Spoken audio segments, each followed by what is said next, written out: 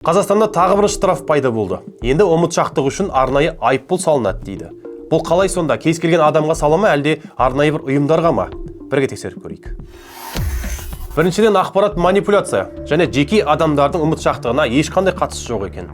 Екіншіден, әкімшілік құқық бұзушылық туралы кодекске 2026 жылы 9 қаңтарда өзгеріс енгізілген болатын. Соған сай енді жұмыс беруші қызметкерді жұмысқа алса және жұмыстан шығарса, немесе басқа да бір өзгерістер жасаса, міндетті түрде бірыңғай жүйеге енгізу керек. Ал егер қандай да бір жағдай болып тіркеуді ұмытып кетсе, айыппұл салынады.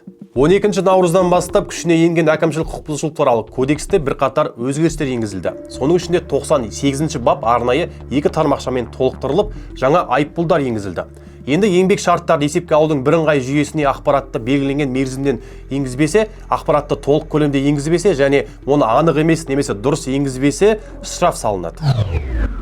Ал егер жұмыс беруші осы заңды бұзса, лауазымды адамдарға 30 айлық есептік көрсеткіш, шағын кәсіпкерлік субъектілеріне немесе коммерциялық емес ұйымдарға 60, орта кәсіпкерлік субъектілеріне 80, ірі кәсіпкерлік субъектілеріне 150 айлық есептік көрсеткіш мөлшерінде штраф салынады екен.